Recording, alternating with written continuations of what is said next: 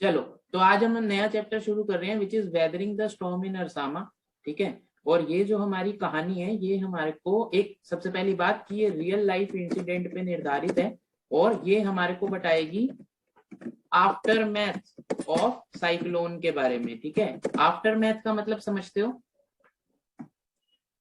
नहीं sir. After math का मतलब होता है कि मान लो भूकंप आया, कहीं पे अर्थक्वेक आया, उसके बाद क्या हुआ।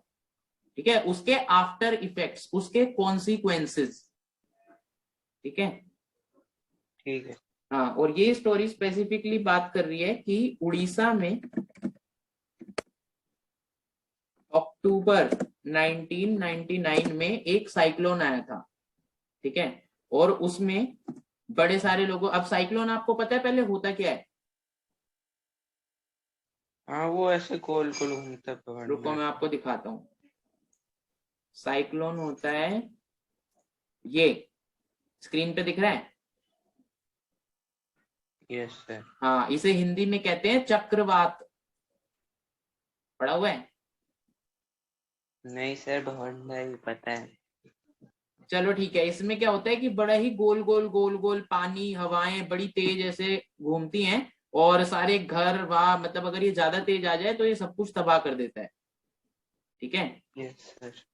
तो काफी डेंजरस चीज। तो इसी के बारे में हम लोग पढ़ रहे हैं कि उड़ीसा में अक्टूबर 1999 में ऐसा एक साइक्लोन आया था विच वॉज एक्सट्रीमली डेवास्टेटिंग। ठीक है। और उसमें स्पेसिफिकली हम स्टोरी पढ़ेंगे एक 19 ईयर ओल्ड लड़के की जिसका नाम है प्रशांत। ठीक है। और मतलब वो सिर्फ 19 ईयर्स का था।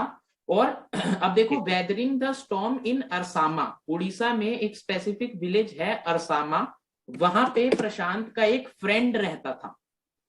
ठीक है। Yes sir. ठीक है। तो प्रशांत प्रशांत जो यस है वो सर। अपने फ्रेंड के घर उसके विलेज में अरसामा में गया हुआ था। और उसी समय ये साइक्लोन आ गया। ठीक है। और वो जो अरसामा था वो उसकी अपनी विलेज से 18 किलोमीटर दूर था। ठीक है। तो वो गया हुआ था, पीछे से साइक्लोन आ गया, सारा कुछ हो गया, तो वो काफी ज्यादा घबरा गया कि कहीं मतलब मेरे जो घर वाले हैं वो जिंदा भी बचे होंगे या नहीं। और वैसे भी पूरा उड़ीसा जो है वो तहस नहस हो गया था उस टाइम पे। तो 2 दिन तक वो अपने फ्रेंड के घर फंसा रहा। लेकिन अब 2 दिन तक बिल्कुल ऐसे वो पानी वानी में फंसा रहा ये सब, लेकिन उसके मन में ये चिंता थी कि मेरे घर वालों का क्या हो रहा होगा जो वहां पे है। वो तो अपने फ्रेंड के घर में फंस गया था।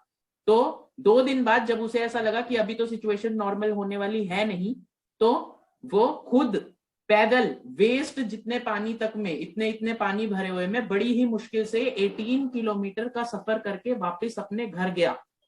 ठीक है। और वहां पर जाकर जब उसने अपना घर देखा तो वो पूरा एकदम तहस नहस हो रखा था। तो वो काफी ज्यादा घबरा गया कि मेरे घर वाले जिंदा भी बचे होंगे या नहीं। लेकिन जब वो पास में, जब वहां कैंप्स वगैरह ऐसे लगे हुए थे, तो उसको अपनी फैमिली फाइनली मिली रेड क्रॉस कैंप में।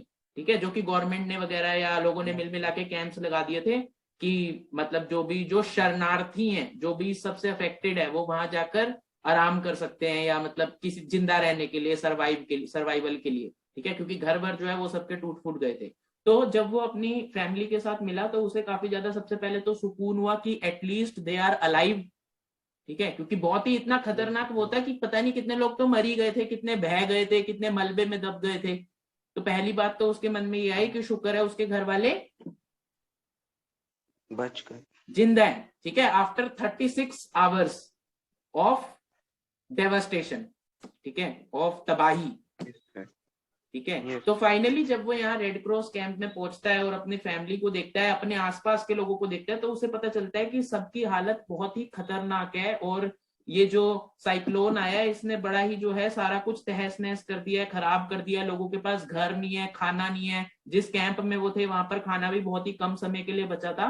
तो वो था वो सिर्फ 19 ईयर्स का, उससे बड़े बड़े अंकल भी वहां पे होंगे, लेकिन तब भी उसने लीडरशिप क्वालिटीज शो करी। और सबसे पहले उसने ये बोला कि हमारे को खाने का इंतजाम करना चाहिए, क्योंकि एटलीस्ट हमारे पास कुछ ना कुछ खाने के लिए हो ताकि हम जिंदा रह सकें। ठीक है। क्योंकि कुछ दिन, क्योंकि गवर्नमेंट जो है वो भी यस जब सर। आर्मी वगैरह आएगी उन्हें बचाएगी, उसमें भी टाइम लगना था। तो वो बड़े बड़े जो मर्चेंट टाइप के लोग थे वो ग्रुप बना के उनके पास गया और उसने उनसे इंसिस्ट किया ठीक है, कि जो तुम्हारे पास स्टॉक में खाने का सामान है वो हम सबके लिए बांट दो। ठीक है, हालांकि ऐसा कोई नहीं करता मुसीबत में समय पर, तब भी उसने जो है जब उन्हें इंसिस्ट किया तो किसी तरीके से उन्होंने फूड की अवेलेबिलिटी करवाई सबके लिए। ठीक है, यस सर। ठीक है, फूड और मेडिसिन जो है वो उसने विक्टिम्स के लिए करवाया।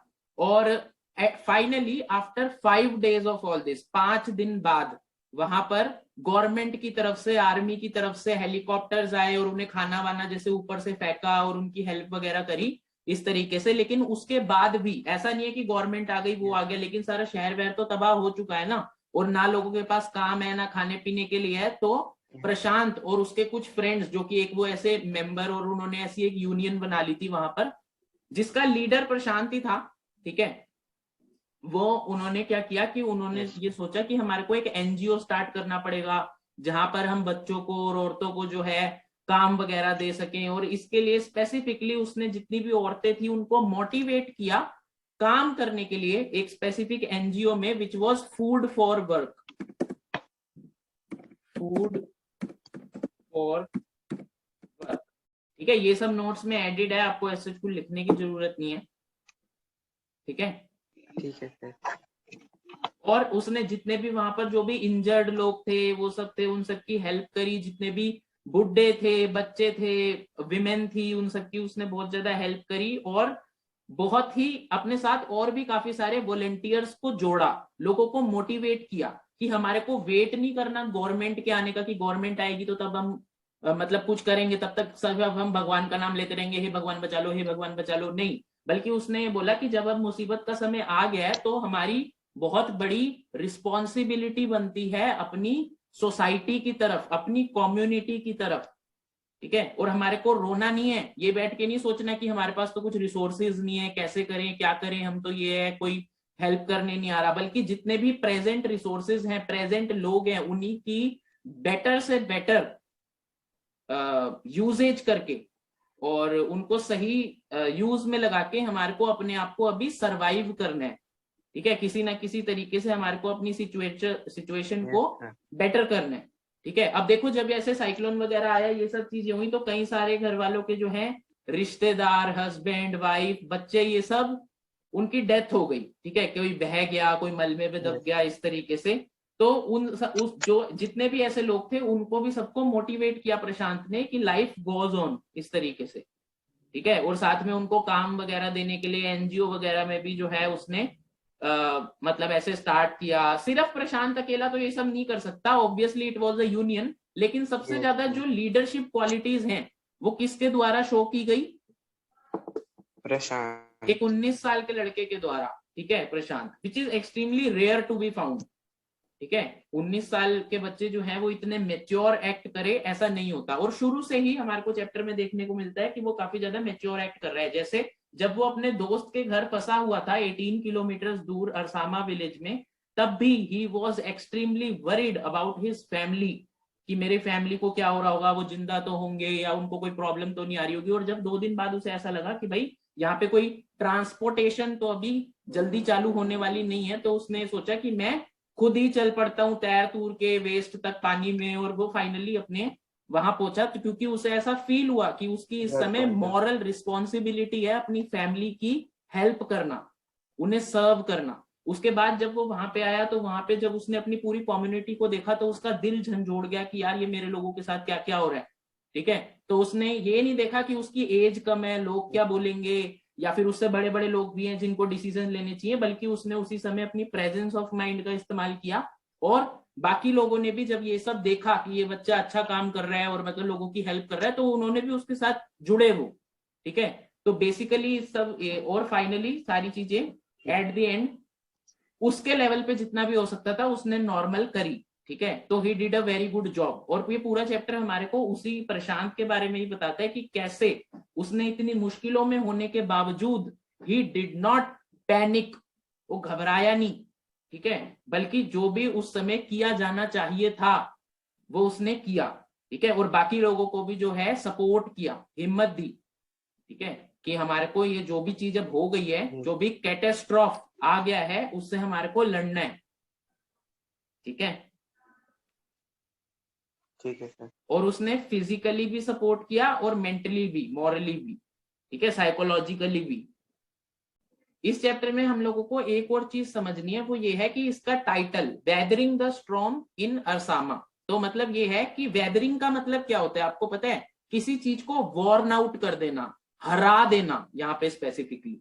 तो हमारे को इस चैप्टर पढ़ के ये पता चलता है कि कैसे एक 19 साल के लड़के ने अपनी बहादुरी से, अपनी करेज से वेदर कर दिया स्टॉर्म को, हरा दिया स्टॉर्म को, ठीक है, because he showed extraordinary courage. हमारे को इस चैप्टर से ये भी जानने को मिलता है कि जो यूथ है, ठीक है, किसी भी देश का जो सबसे जवान जो पीढ़ी है, उसके ऊपर एक बहुत बड़ी रिस्पॉन्सिबिलिटी होती है, ठीक है। और रिस्पॉन्सिबिलिटी क्या होती है कि वो वाइज एक्ट करे, ठीक है, ना कि वेली चीजों में और खुद ही हेल्पलेस हो जाए, नहीं, बल्कि he should become an example for the society, ठीक है। यस। चलो, इस चैप्टर के अंदर जितनी भी बात थी वो हमने डिस्कस कर ली है। अब हम आगे इसे जो है रीड करना स्टार्ट करेंगे।